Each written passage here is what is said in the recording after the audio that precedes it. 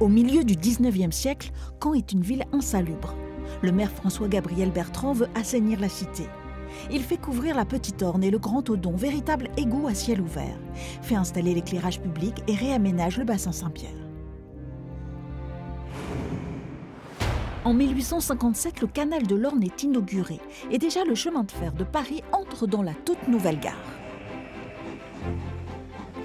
Bientôt, la prairie sera coupée par la ligne vers Cherbourg, provoquant l'indignation de l'écrivain Jules Barbet d'Aurevilly.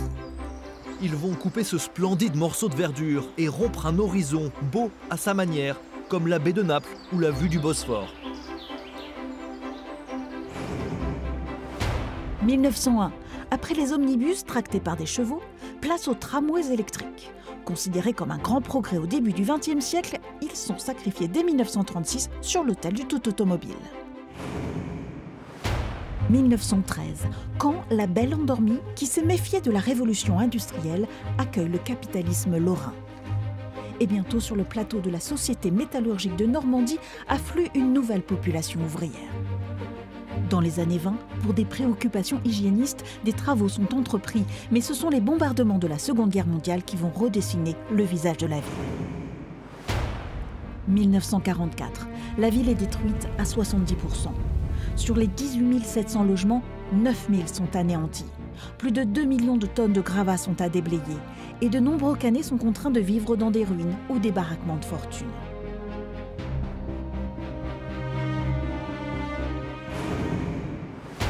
« 1948, la reconstruction est lancée, bien accueillie par les Caennais.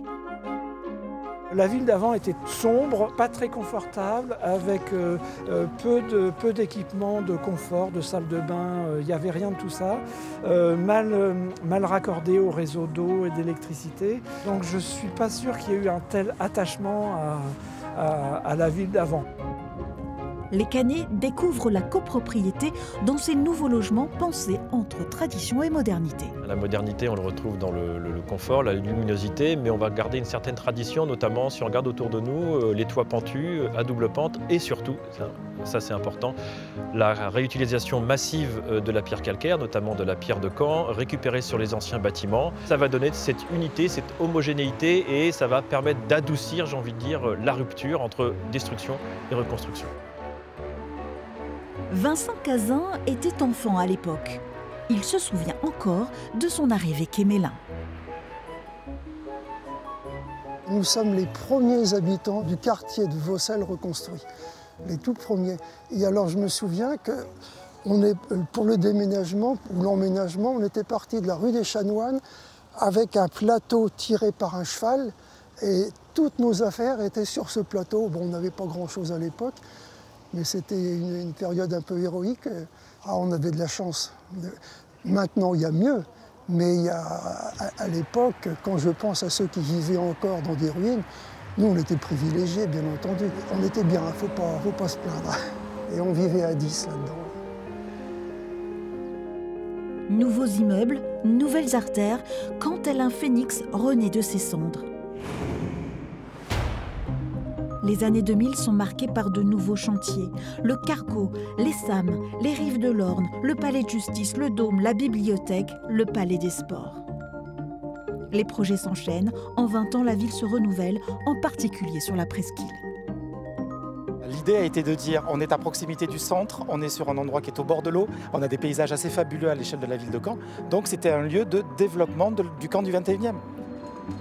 On a des modèles en France et ailleurs.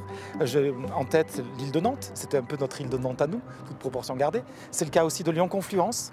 C'est le cas aussi de quartiers qui ont été installés à Copenhague ou de quartiers qui ont été installés à Hambourg, sur d'anciennes friches portuaires également. 2650 logements étaient prévus sur l'ensemble de la presqu'île.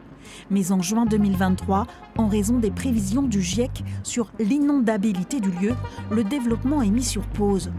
Caen doit à nouveau se réinventer pour écrire les futures pages de son histoire.